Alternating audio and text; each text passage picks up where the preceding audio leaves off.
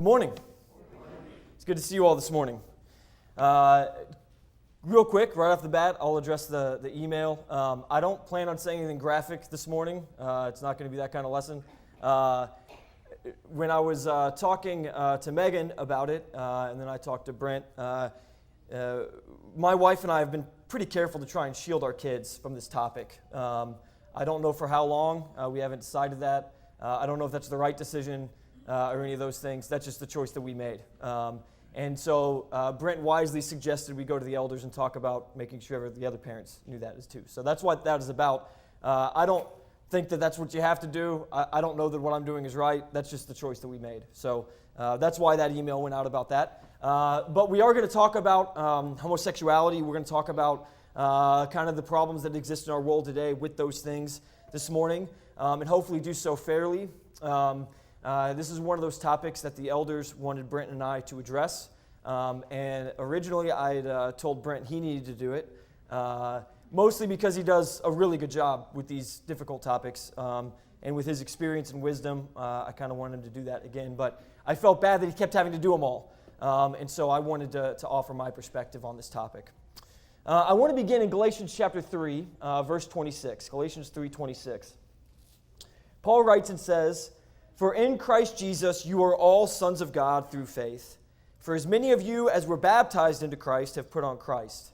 There is neither Jew nor Greek, there is neither slave nor free, there is no male and female, for you are all one in Christ Jesus." Paul wrote this to Christians, right? To those who have been baptized. If you've been baptized into Christ, you are all one. There is no distinction. And I want to pause for a moment and consider how incredibly world-changing this is. Because there are Jews and Greeks, there are men and women, and there are slave and free, especially in that time, right? And yet he says, all of you, despite your past, despite whatever distinctions the world gives you, now that you are in Christ, you all belong to Christ, and you are all one in Christ. It's an incredible idea, and it's a world-changing idea, in fact. The value system that we have in our society today about equality comes from Christianity, whether people want to acknowledge it or not. It is this idea of coming together and being one that comes from Christianity. I don't think we can overstate the power and the world-changing influence that Paul has here with what he says, through Jesus, through the gospel, through the kingdom. This is what our culture values and props up and shows as the ultimate good.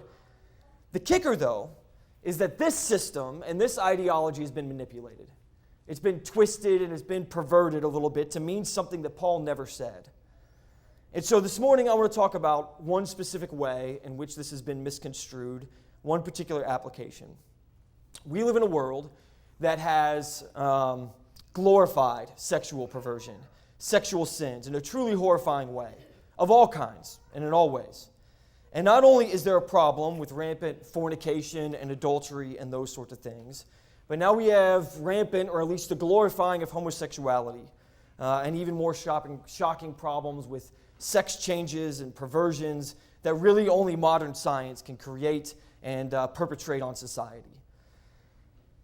I want to say, I'm no expert on these issues. I'm going to do my best to address it culturally and biblically, and I ask that you give me grace as I try to do so, and you try to understand the heart that I have in addressing these topics. This morning we have two parts to the lesson. The first one, I want to focus on the individual. The individuals that struggle with these sorts of sins, with these sorts of decisions and these sorts of choices.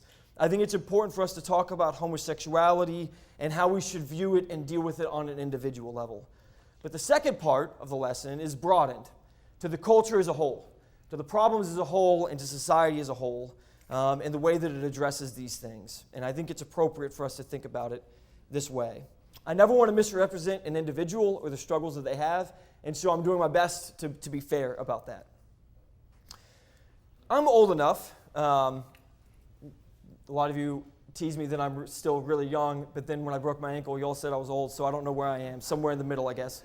But I am old enough to remember growing up that the word gay was an insult that people used all the time. People call each other gay all the time. It was just a word that was used. It was clearly a bad thing, used derogatorily, and all those sorts of things. I remember that. In 2010, when Barack Obama ran for president the first time. He was not for homosexual marriage. In 2014, that changed. 2015, it was legalized essentially across the entire country. So we've got a quick transition where both parties generally had a stance against it, and then 5 years later, it's legal. Homosexual marriage is legal across the country. We went through a quick shift in this country of our ideology about these things, and that quick shift led to a lot of difficulties in understanding it and dealing with it. It draws a pretty clear line for us nationally of how the rhetoric changed about the issue. And those young enough to not specifically recall that switch grew up in a world where homosexuality, for all intents and purposes, was okay. You should be able to choose the way you want to live. It's freedom, all those sorts of things. And if you grow up in that world, in that way, it becomes hard to hear people condemn others for their lifestyle choices. I think we need to acknowledge that. I think that we need to acknowledge that difficulty. But those of us that are older and grew up in a world where it wasn't okay, the opposite is true, isn't it? We are amazed that it's something that people accept, are open about. We are amazed that it's something that the world acts like it's okay, because if you're older than I am, especially, for a long time, it was something you didn't talk about, didn't address. It was clearly wrong, clearly immoral. So this switch becomes a difficult dividing point generationally, but it also becomes difficult for us to understand as people, depending on our age, trying to understand either side of the issue, if you will. And I think it's important for us to outline that here at the beginning. Despite being old enough to recognize a little bit of what the world was like, this pre-switch culturally of homosexuality, I'm also young enough to where I have friends that came out of the closet, so to speak, right, who later came out and said they were gay. I've been gay all along, right? This is who I really am, and have made those things. I've worked with people who are homosexuals and have made those choices. I've gone to school with homosexuals. I've been exposed to it probably more than those that are older than me may have been. And I think that then also provides a little bit of different perspective than if you're not around it as much, if you're not as exposed to it as much. These experiences and that exposure, I think, leads me to this point I want to begin with, which is we need to have empathy for those who struggle with these sins. I think fundamentally, on an individual level, we need to be empathetic towards those who struggle with these things. In Romans 5:6, it says, "For while we were still weak, at the right time Christ died for the ungodly. For one will scarcely die for a righteous person, though perhaps for a good person one would dare even to die. But God shows his love for us in that while we were still sinners, Christ died for us."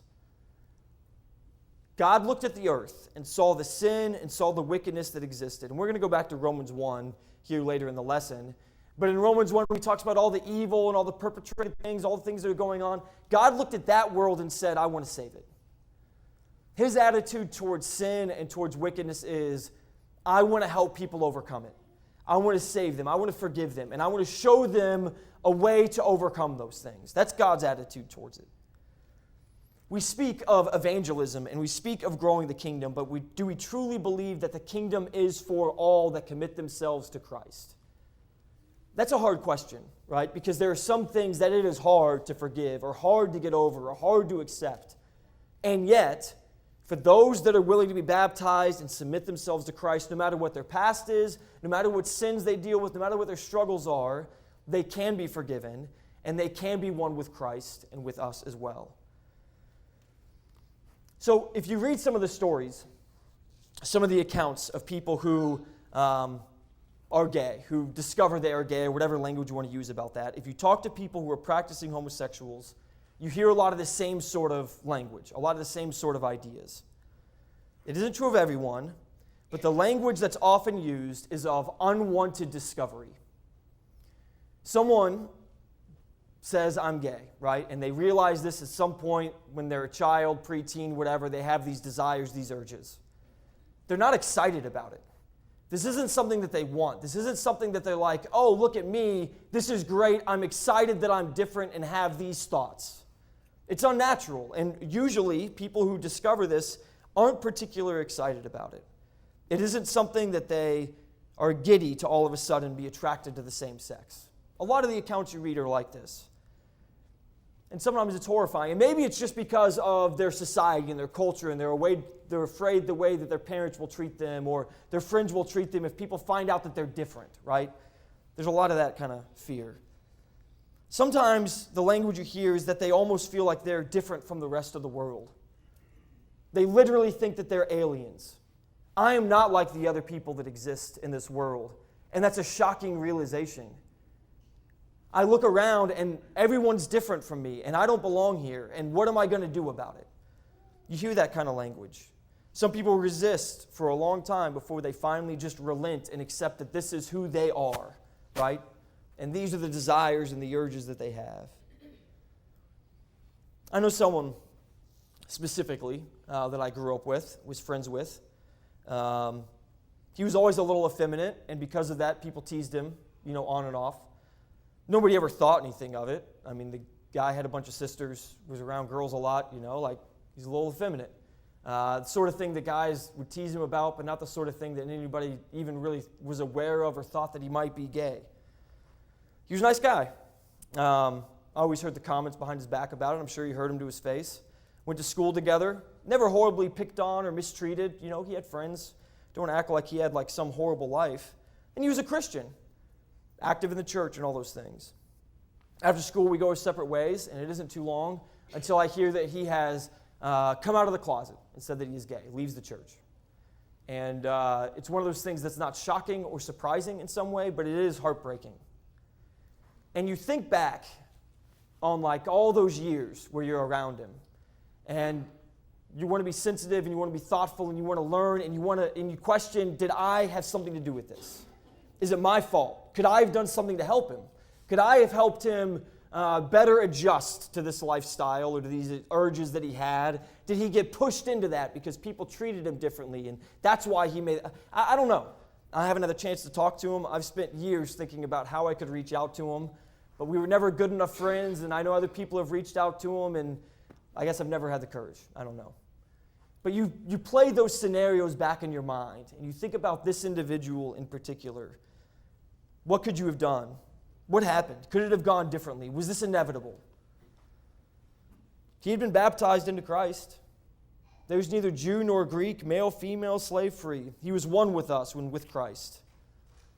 But to be honest, he was never really treated that way, right? Yeah, sure, people weren't always mean to him or cruel. It wasn't like he was bullied as far as I ever saw. But at the same time, he was always a little bit on the fringes, right? Always a little bit different, a little bit off, never quite in the cool crowd or whatever it is. Which, to be fair, is true of a lot of us. A lot of us never feel accepted But if you have these strong feelings of identity, and you look around and you don't fit in, and you're a member of the church, a place where you should be accepted, and all of a sudden you look over and there's this movement in the world in which they say, come as you are, you don't have to change at all. I mean, you can see why somebody would make that choice. They may not even be happy about it. But you know what? I don't have to keep fighting anymore to be accepted. I don't have to deal with the snide remarks behind my back anymore. I can go be with people who want me to be me and expect me to be me and are glory in whatever I want to choose. And when you think about it from that perspective, I think we can understand and appreciate, at least to some small extent, why people make that choice. Because they already have the desire, they already have this struggle within them, they already have the identity problem. And here's a solution that we could offer, that they could find, that's offered to them, to be a part of this group. I don't know at what point people start to feel these perverse urges. I don't know at what point these things happen. I don't claim to know. I'm not going to argue about that. I don't think that it matters. Then I don't know what the final trigger was for him to declare that he was gay and to leave the church. But I do know that he found a community that accepted him, that celebrated him for those choices. And it's a little bit heartbreaking to me to think that the church wasn't that place for him, a place of safety and security and comfort despite his sins. Because I think that's what we should have offered to him, despite his temptations or struggles or any of those things. And that's That's the very difficult reality of dealing with these kinds of sexual sins. Because Christianity, I think, offers the antidote for all sin, for all the problems of isolation and separation that exist in the world. We as Christians are outsiders to society. I went through a parenting class years ago before we had kids, and they kept talking about things, and they never said it, but the thing that kept popping in my mind with every single class about raising your kids was, you raise them to be different. And if you raise your kids to know that they're different, it makes that transition a lot easier when they are different. Because the fact is, when you're a Christian and you live a moral life and you make these decisions, you're going to be different. And you're going to be different from the people around you. It's just part of the reality. And that's what Christianity is. We are different. We are outsiders. We are in the world but not of the world is the language that we use. And so it seems like, as outsiders, as a band of soldiers bound together by the blood of Christ, we should be excited to help and encourage any who are willing to be a part of our band. And in so many cases, people who struggle with identity and sexual orientation are unable to find a home in the kingdom, not because of their sinful struggles, because we all have those, but because the people that represent the kingdom have pushed them away. Now, I don't want to give a pass to anybody who makes those choices or to sin or anything like that. That's not the point. The point here at the beginning is for us to consider who we are and the choices that we make and what we're doing. It's difficult to deal with these things and to deal with people who struggle with them. And the idea is not to give a pass to sin or to say that it's okay or to blame people for sin. The point here that I'm trying to make is for us to be introspective about how we deal with people and to consider that and to be thoughtful about it. I think that's where I wanted to start this morning, is for us to try and have some empathy and to be considerate of who we are and how we treat people. There are Christians who are gay, who would say that they struggle with those sins, who are active members within the church, some of whom remain single. There are those who struggle with homosexuality who are able to get married and have kids, and you would never know that they struggled with these things. It's not the same for everybody. I think it's important to understand that and to realize that and to think about it, because no matter what the sin or the temptation is, it's something that we struggle with and fight against. I think the difficulty that we have is there are some things that are a little bit more abrasive than others. But I think we need to understand and be appreciative of the strain and the toll that temptation can take on people, and to be empathetic about that. Christ died for sinners, not some sinners who committed some sins, but for all the ungodly, for you and me. And when it comes to individuals who struggle with sexual sins and sexual orientation, the question is, do we have the empathy that we should towards their circumstances? Are we able to help them resist temptation, to encourage them and uplift them and help them to become productive members of the kingdom? Or do we cast them out, drive them away? I think those are hard questions. I think it's worth our time to consider them and to think about how we deal with people and how we will deal with people. Second part of the sermon is broader. Has to do with culture, has to do with issues of society. Romans 1:18. We're going to have a little bit of a longer reading here, starting in Romans 1:18, but I think this whole section is very valuable. Romans 1:18 says, "For the wrath of God is revealed from heaven against all ungodliness and unrighteousness of men, who by their unrighteousness suppress the truth. For what can be known about God is plain to them, because God has shown it to them.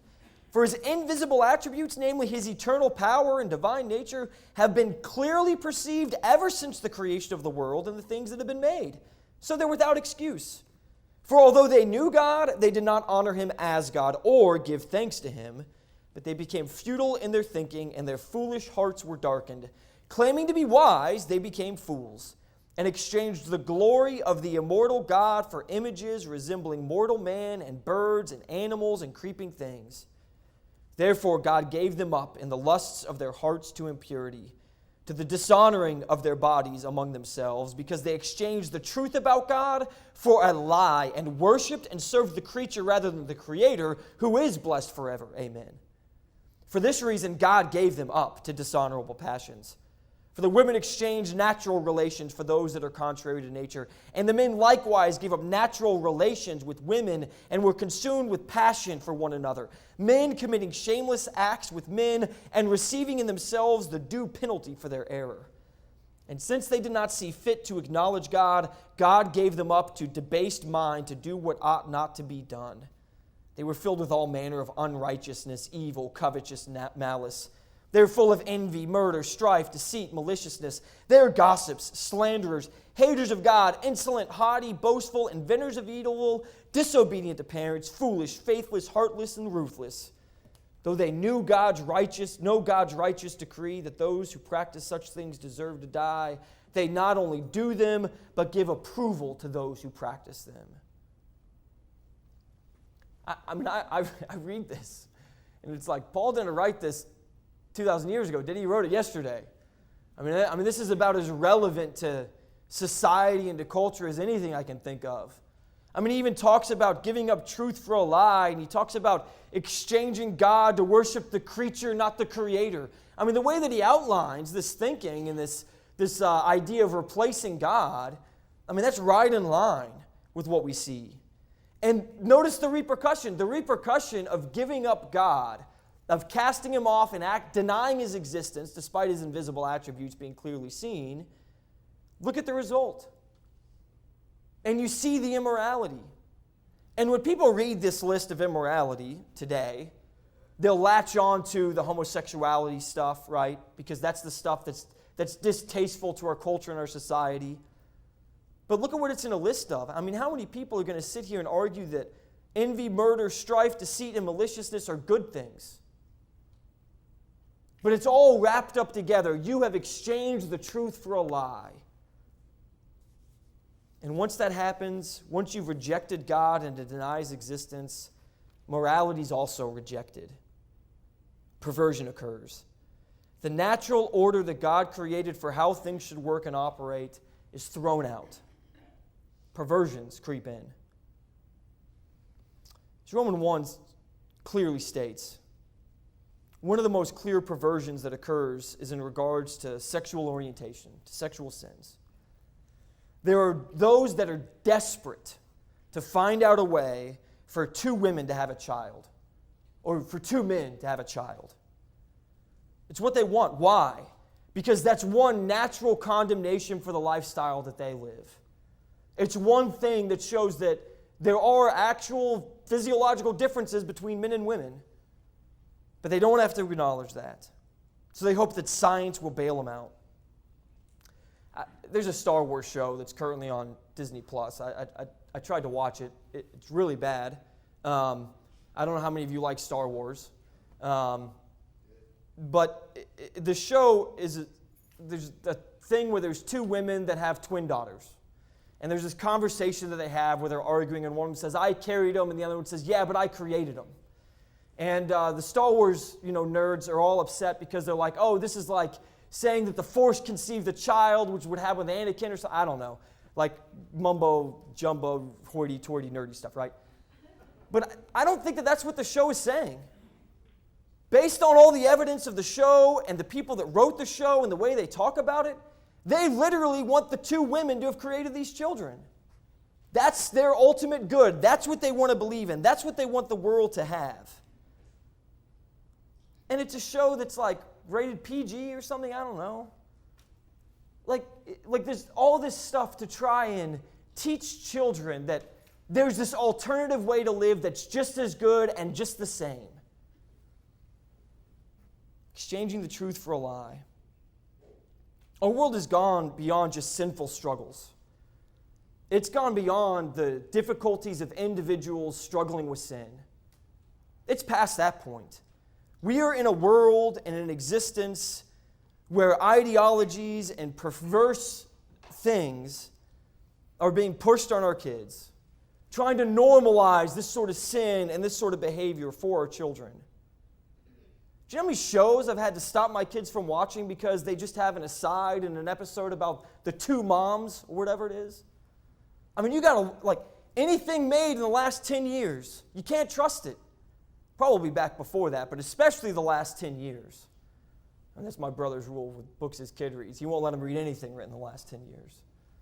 And you hate to be that way. I don't like making those choices. I don't like having to spend that much time watching kids' television shows or whatever. I don't like having to make those choices. But you have to, because there is a clear and concerted effort to change the way that we perceive sin. And we need to acknowledge it. And we need to be aware that it is a concerted effort. I mean, Disney in general, I probably shouldn't go on this rant, but Disney in general, stock has cut in half over the last year, whatever, 2 years, because they kept pushing this agenda in their shows and it doesn't sell. And yet they haven't stopped. Like I said, the Star Wars show that's currently on the air is the most perverse thing I've ever seen as far as that stuff's concerned. There are those that don't care about money enough to where they care about this agenda more. And we have to be aware that that exists. I mean, years ago it was like the Happy Feet movie and people were upset because it showed homosexuality, and it's like, well, yeah, maybe that's the undertone. It has to do with mating rituals, and this person does it differently. Like, maybe that undertone's there. Maybe that's what it was all along. But we're far past Happy Feet, right?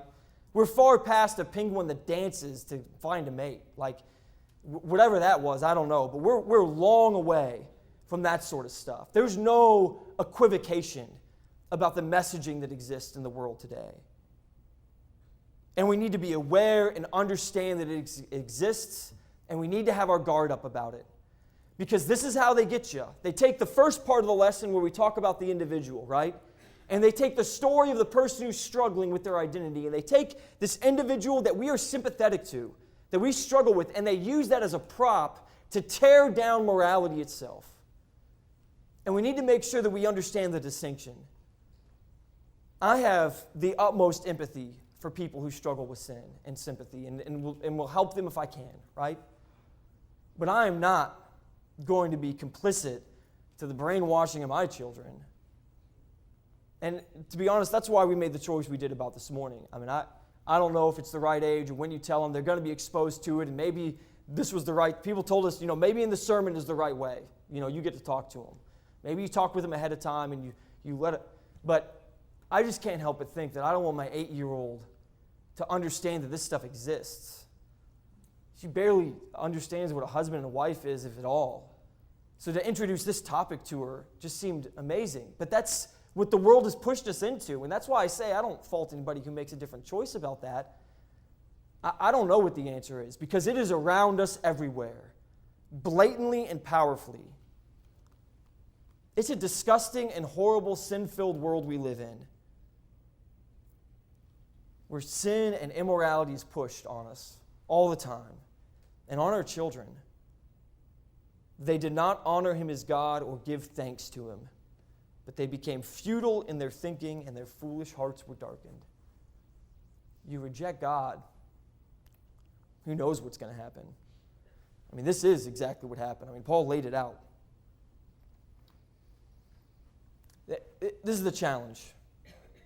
No, this is what makes it really hard. What makes this a really hard sermon. Because I believe that we here today are kind people. I believe that. I think that we have a lot of compassion that we're willing to give. And I think that we are eager to forgive, at least most of the time, right? Under most circumstances, I think we at least value forgiveness and want to be forgiving people. And that makes talking about sin really hard, because we don't want people to be condemned. We have sinned. We are aware of our own past and our own wicked thoughts and our own temptations and our own struggles. We know our shortcomings and our challenges, and we just want the world to be at peace and harmony, right? World peace would be an amazing thing. And we would pray about the situation in the Middle East or the Ukraine. Like, we want war to stop. We don't want that to happen. We don't want violence to exist. And I think those are all good desires. But I think what happens is that our soft hearts are tested by those that are intentionally perverting nature, manipulating people who struggle with their identity into making life-changing decisions that make their life worse.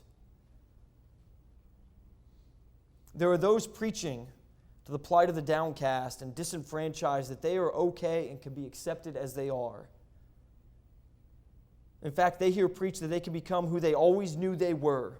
And once they accept it, they can be welcomed gloriously into the outstretched arms of a loving community that wants them to be exactly who they feel like they are.